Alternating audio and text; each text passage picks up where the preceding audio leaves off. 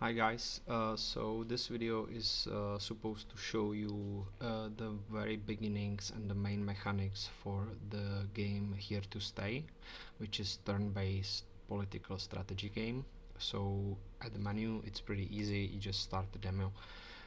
Here you set the name for you as a leader and your party, you choose the portrait you want to use, and you use the ideology, which each ideology you choose will give you a different perks or abilities you start with.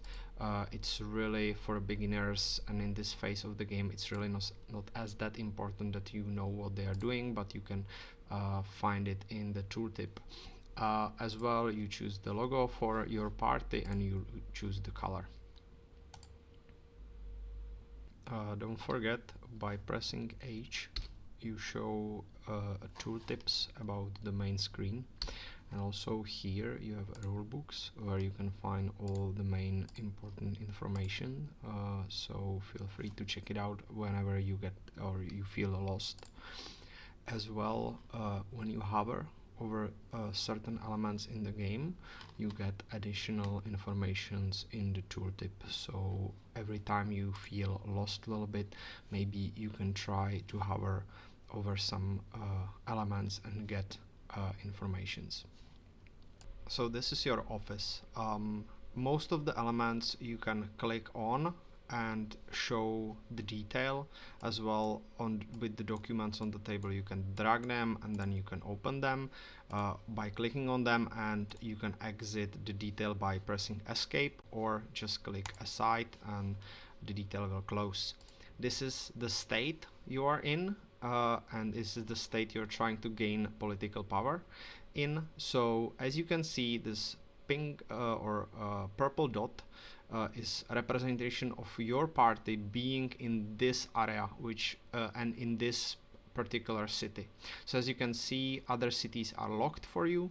So what you can do is you can enter the city, and this is the city you will be fighting for your political power right now. So first thing you want to do is hire new party members that will help you with your fight for a power. So what you can do are two things. You can either go to the party and members book, or you can go to the detail of the city and see all the members in the city. So these are the members in the city. Here you can see all the buildings in the city, and I will get to that later. So we start with the book, and you can see here on the side that you have this general page, which is a mix of all the party members in all cities you are in. So every city you unlock, new party members will be available for you. Then we have the yellow one, which is internal affairs. We have the green one, which is finance. Red is propaganda, and blue is secret service. So we start with the hiring finance party member. All the white background means that they are available for hire. If for example here you can see that these are already working for other parties, so it's not as that easy to get these, but we will go for this one, which is available, and you can see all the stuff that you will get once he's hired in your party. So for example, we will be getting 150 money every week, but we will be losing almost 10 stability every week, and we will lose one time 40% of stability once we will hire him. So here, this is the hiring document, and once we sign this, you can see that he is now with color of our party. We lost 40% stability, and each turn we will be losing 5%, and you will be getting 150 money every week. So when I get back to the main screen and I click next week, you can see that we have been added 150 money. And this is basically how it works with other party members. So for example, in order to balance stability, I need to hire the internal affair party member. So for example, this guy will be giving us 25% stability every week, which is amazing. So I'll have to pay only 250 money one time. So if I hire him, Now he's hired, we are in the plus stability, and we are also in the plus money. As you can see, we have other party member actions available. So for example, we can send this guy to study on university, and that will increase his experience. So for example, for 60 money one time, he will spend 6 weeks studying, and each week he will get 3 experience. So we can try that. As you can see, his values are now not generated because he's studying, but we have to pay his salary, and he will be gaining experience faster. You're able to use party member actions also on enemy party members, and sometimes they are a little bit different. So for example, here I can ask enemy party member to leave his party, but as you can see, the probability of success is only 20%, and there is slight probability that this action will be discovered and I will lose some popularity. So as you can see, for departments, each department does a little bit something else. The yellow will give you stability, the green will give you money. The red propaganda members you need for specific party member job position, and the secret service as well. So what are job positions? So one of the job position, for example, you use one of the job position to expand into another cities. So for example, if I choose the town of Moscow and I open the entry permit, I can see here that this is a party expansion job. And what I need to do is add a rank 2 secret service party member, which is the blue one with 2 stars. That means he is in the secret service and he is 2 rank, and I confirm, and now he start to work in this position. And for example, the first ability he can unlock is that allows me to enter the city. It requires 150 points and he is generating 12 progress points per week.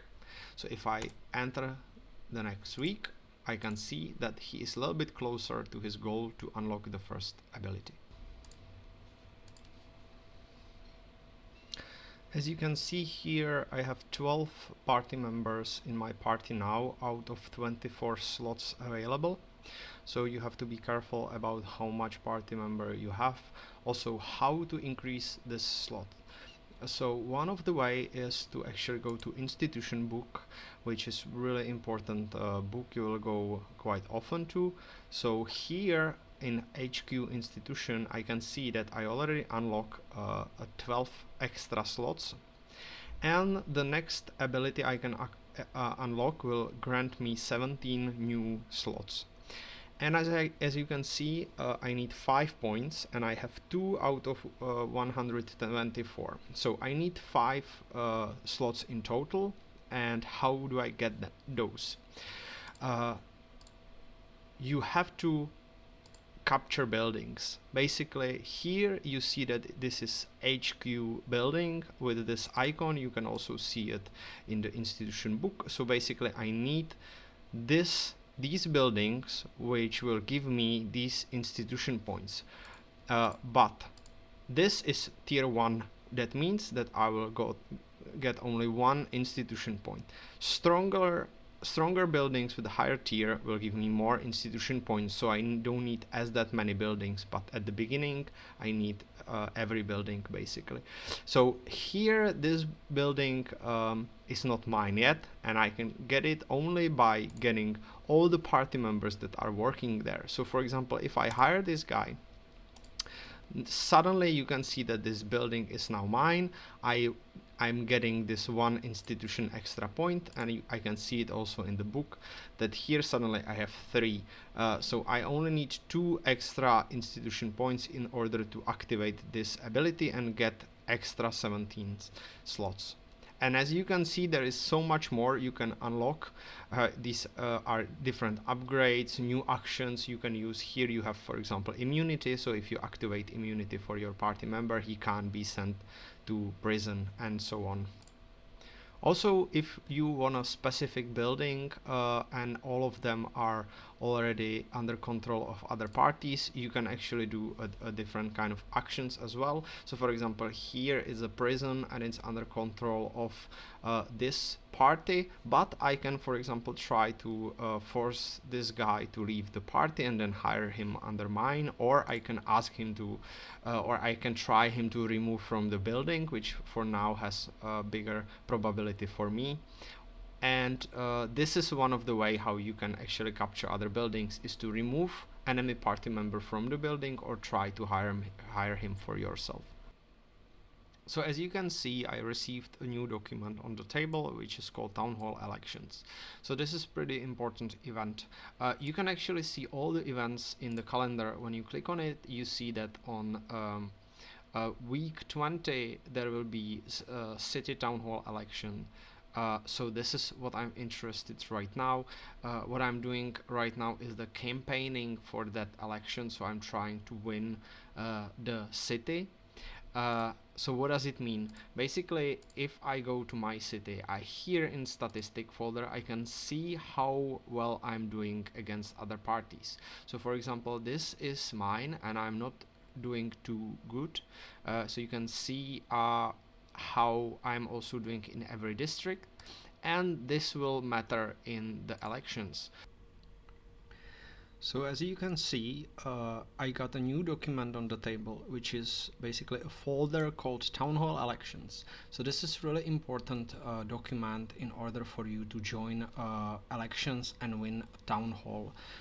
So what first you need to do, you can see that I'm only in one city right now, so I can only subscribe to the campaign for Galuga city.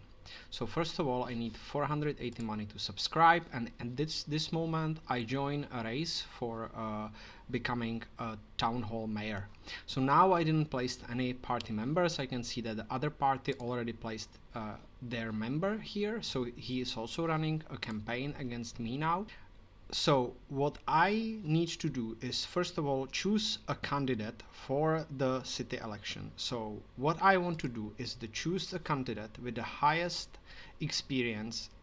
So for example, this one, because I will need a propaganda guy, so I will use the stability member as a main candidate. So I'll sign this document, and as you can see, he joined the campaign and his election points are 429 against 135. So what election points are doing, they basically when you look in the statistics, you can see that each district has certain undecided population of people who don't know what they will vote about. So here it's 19%. The amount of election points will affect if the undecided people will vote for your party. And the next thing you can do to boost your election campaign is add a propaganda party member into this job and power member into this job. And what it does is that this propaganda member increase the bar and unlock a special additional upgrades or abilities for your campaign as well. The power member will also upgrade a special bonuses for your campaign. So at this moment you basically are running the campaign for the town hall mayor in this city. Another thing you can do in order to increase popularity of your party in the city is that if you go into the statistics here, you can see that my party is not as that popular against the leading party, for example. So what I have to do is to go to actions folder, and here I can see all available popularity actions that I can do in the city. And as I can see that the most strongest one is this small unlocked action. And if I place my party member, which needs to be at least rank 2, and he needs to be in propaganda department, if I place him here, he automatically start to work on this action and he start to generate popularity for me. So then I can choose another action, which is officially support the police. I will place my party member there and he is working on this task. So as long as the member will be part of this task, he will generate popularity points. So now if we go to statistics, we will see that this number from 18 will slowly increase up. So already in 2 weeks, it's now 42. And this is basically a main way how you can affect the elections and how you run the campaign. Another thing how you can affect the popularity is by hiring party members. So you can see that, for example, this party member is gaining me 1 popularity just because he is in my party. And there are a few other ways how you can do it, but these are the main ones. So it's really important to maintain stability because one, it drops really low. It can have huge negative effects on your party and on your party situation. And as well, in maximum effect, it can have really good effects. So you can read everything about stability in the tooltip when you hover over it. So for example, on the maximum stability, your members will never become unloyal, but on the lowest stability, your members will become unloyal much often. As well, you will lose popularity in all cities you are. As you can see in the top bar here, I have 1 request. What does it mean? So some of my party members in my party can have a request, and a request means that the party member needs something, or he has his personal goal. For example, this party member wants to go study. So I can fill the request by actually sending him to study on university, and that will not just improve his experience but also remove his desire for this request. What happens if I will not fill his request? Sometimes nothing, but sometimes he can become unloyal. As I can see here, we have 2 unloyal party members. We can see it as well here. And what does it mean? So unloyal party member doesn't generate any value and doesn't generate any points in his party job. So he basically protests because he's not happy, and he only costs you the values in salary form. So once he is unloyal, he can also have a specific reason how he can become loyal again. And this one, for example, want a raise. So here in this document, when I sign the raise, it will be 10%. And now we pay not just 39%, but also 3.9% of stability extra for his salary raise. One of the main reasons why player tries to win town hall election and move into another cities is that, first of all, with unlocking new cities, you gain new resources. That means new buildings, new party members you can hire. As well, that with each town hall you win, you gain power. And you need power not just to expand into some of the cities, but as well for a law votation, because you can basically change laws of the state, but for that you need power.